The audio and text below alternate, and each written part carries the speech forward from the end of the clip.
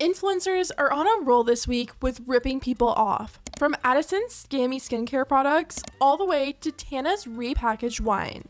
It's a mess, so let's get into it. Most influencers have had their fair share of questionable products. I'm just mortified. Mortified. Whether it's their own products or just things they're promoting, you can always tell when they're just trying to make a quick buck. Our first influencer scam of the week comes from Miss Tana Mojo. Shocking, I know. Tana has a history of sourcing products very cheaply from sites like Alibaba and repackaging it as something luxury. Now, even though reselling isn't illegal or anything, a lot of people find what Tana does lazy and accuse her of taking advantage of her fans. Tana is a multi-millionaire, and she has enough money to put together something really personal and high quality. Yet Tana always takes the easy way out and does stuff like her lingerie line. When Tana announced her lingerie line last year, I honestly thought this was gonna be like her passion project. Tana does OnlyFans, and she's had a really successful year with it. And not to mention, she also signed with a new management company that was supposed to take her to a new level.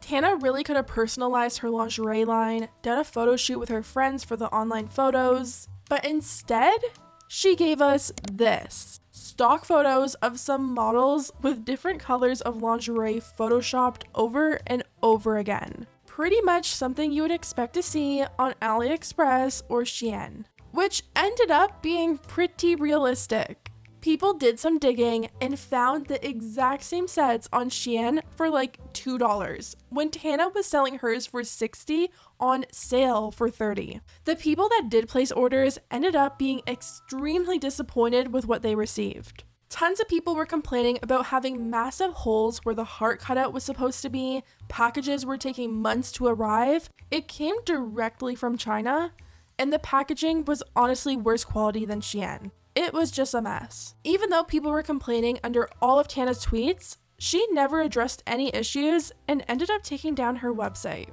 Every year, Tana comes out with at least one shady product, and this year, I think it's her wine. Tana launched her very own canned wine company called Dizzy. She's been talking about it for a few months and keeps mentioning how hard she's worked on it. But you may or may not know that this past month I have been so busy working so hard, and that's not a lie or an excuse, on my baby, Dizzy wine. This is from like a day ago, but there's some in it, honestly.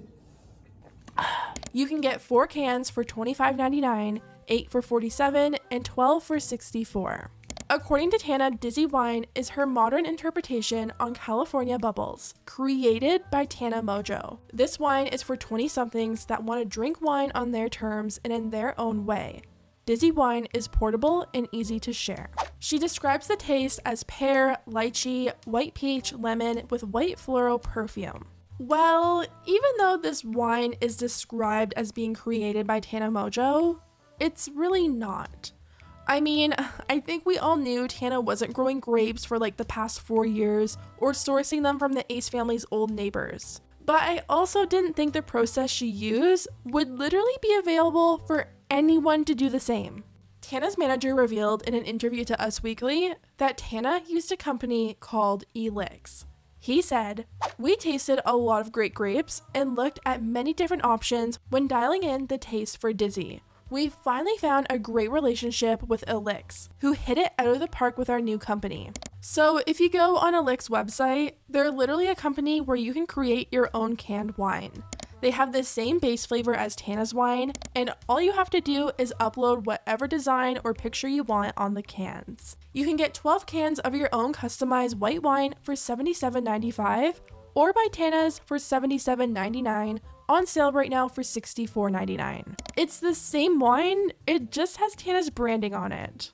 I just find it funny that Tana can say that she's worked so hard on this and it's created by her, when it's really created by an established company that anyone can go and use for themselves. It's kind of like when influencers use a private label for their makeup launches. Anyone can get that makeup for themselves, you're just paying to support the creator at the end of the day.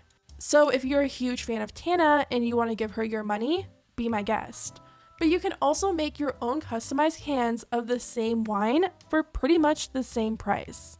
Moving on to the next scam of the week, we have to talk about Addison Rae's new blue light protection skincare line. Last week, Addison Rae's brand, Item Beauty, launched a new product called Screen Break.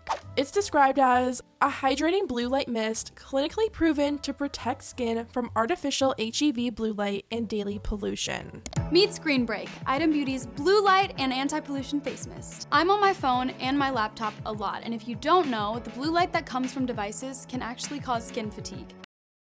So this is clinically proven to help protect your skin from those artificial blue lights. I keep it with me all throughout the day and spray it anytime I need a screen break. Now, as a lot of you probably know, blue light protection skincare is very controversial. There hasn't been any tests done that show if these kind of skincare products actually help protect your skin from blue light damage. It's not even determined if the blue light emitted from a screen is even enough to cause any damage in the first place. Skincare YouTuber Dr. Dre talked about blue light skincare products, and she said, "Worrying about blue light from your computer screen is like wearing a life jacket to drink a glass of water." Essentially, they're creating an issue that's not really there just to sell their product. When Addison announced her new blue light product, a lot of people kind of got deja vu because another influencer literally just got canceled for the exact same product only a few months ago. Back in October, a streamer named Velky Ray announced she was releasing a skincare line called Reflect in collaboration with Ideavation Labs. Since her job is literally sitting in front of a screen, they marketed these products as a must-have in her skincare routine. It was said to act like a sunscreen, but instead it protects against blue light. We all spend so much time in front of our screens. Think of your laptop, your phone, your tablet, even watches have screens these days. I get it. I'm a full-time content creator. My career depends on being glued to a screen, but all that screen time started to take a toll on my body and my skin. So I did something about it, because we all know screens aren't going anywhere. Meet Reflect. It's the skincare collection that's for everyone who uses a screen. It's designed to protect your skin against blue light, which is emitted from all digital screens. Yes, even the one you're using right now. I worked with experts to figure out the best and safest ingredients for blue light protection, like BLPF, or blue light prevention factor. Guys, the Aura Reset Facial Gel Cleanser is the best. It completely resets my skin to clean and clear. I won't go near a screen without it.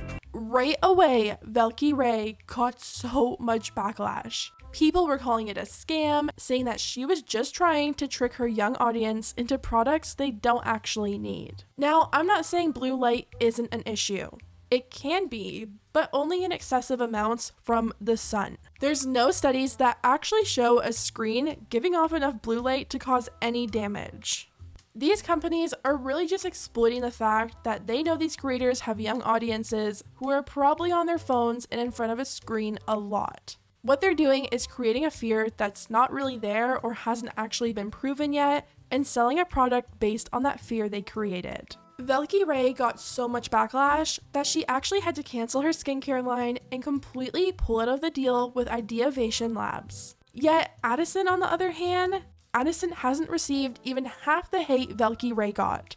Probably because her audience is full of young kids that don't really look into this kind of stuff. There has been a lot of news articles calling Addison's product a scam, but she's completely ignoring any and all backlash. I'm guessing her Instagram comments are heavily monitored too, because most of the comments are like, "Oh my god, I love this, I love Addison, I can't wait." The product also has nearly 5 stars on Sephora, which honestly makes no sense because it just came out. If you actually go and look through the reviews, it looks like a lot of them are paid. They all mention they were gifted the product from the brand and they just so happened to love it so much. Velky Ray heard about Addison's new product and she actually seemed to feel bad that Addison got sucked into the same scam as her. I went down a rabbit hole of reading everything about the Addison Rae thing and I read a lot. Oh no? No, it's all good. It's all good. It's all good. It's all good. It was just very entertaining. It's just very entertaining. Stop reading? No, it's okay. I was just very, I I was shocked. I was really shocked. I kind of want to message her and be like, listen, hey girl, Ray to Ray, man. You know, if you want to vent to me, I just can't believe this happened. If you got Ray in your name, man, you better run. I mean, they after us Rays. It's not good for us Rays, man. It's really not good. So far, Addison hasn't responded to any of the backlash, and it doesn't look like she's planning on pulling the product anytime soon. The next influencer caught in a scam this week was Brittany Dawn. Brittany Dawn was a fitness influencer back in like 2014, and she started selling so-called personalized nutrition guidance and fitness plans. The packages ranged from $92 all the way up to $300, and people bought them thinking they were getting personalized plans to help them on their fitness journey. Well, that never happened. Brittany was unqualified to be selling this kind of advice, and the plans that were supposed to be personalized actually weren't. Because of this, people weren't eating the right amount of food for their body, they weren't doing the appropriate exercises, and in return, women were getting sick. Eventually, a Facebook group formed for anyone that felt scammed by Brittany, and it grew by the thousands. These women quickly realized they were all given the same plan, and when they confronted Brittany, they were blocked. This story really blew up a few years ago, and Brittany ended up posting an apology video on YouTube. She told people if they weren't happy with her plan, they could simply email her and she would issue a refund. Here's where the next problem comes in. Brittany was only going to give them a partial refund. Customers felt like they were misled and paid for advice from someone unqualified, and they deserved a full refund. Fast forward a few years later, Brittany Dawn has officially been sued by the state of Texas for misleading clients with EDs. People magazine reported on the filings, and they wrote, the state of Texas has sued Dallas influencer Brittany Dawn Davis, accusing her of misleading customers who had eating disorders. Texas Attorney General Ken Paxton filed a lawsuit against Davis and her company, Brittany Dawn Fitness LLC, in the Dallas County Court on February 1st. According to the lawsuit, Davis has denied allegations that she accepted customers with eating disorders, but at least 14 customers who asked for refunds referenced eating disorders in their official complaints. One stated in an onboarding survey, I truly need guidance, help, the right information and support right now. I currently have an eating horrible body image views. I am underweight for my height. To which Davis allegedly responded, great, welcome to the hashtag Team Brittany Dawn family. The lawsuit also accuses her of charging a shipping fee, although all of her programs were issued via email. The Texas Attorney General alleges that Davis and her business engaged in false, misleading, and/or deceptive acts or practices, violating the Deceptive Trade Practices Act. It is seeking between $250,000 and $1 million for civil penalties, attorney's fees, and costs. So it looks like finally an influencer is going to be held accountable legally for selling misleading products online. Brittany hasn't responded to anything publicly yet, but she has been posting religious speeches online about getting through things. That I need you to keep looking forward on this treadmill so that you don't fall off is the same way that I need you to keep looking forward when the enemy sends distractions to derail you. And I was like, yes, Lord, I hear you. Who that's for. But the Bible literally tells us that the enemy comes only, this is in the Bible, the enemy comes only to steal, kill, and destroy. When you are running your race, when you have your eyes set on kingdom things, when you are running a race that the Lord has placed in front of you, when you're walking on a righteous path, the enemy is going to send so many things to try to derail you, to try to distract you. And he knows exactly what to send you. And remember that you have the power through the Holy Spirit that lives inside of you to bind and rebuke those things right back to the gates of hell where they belong. Yeah. Moving on, the last person who got called out this week for ripping someone off was Kylie Jenner. Kylie Jenner recently launched a new collection for Valentine's Day, and her new liquid lipstick packaging is looking very familiar.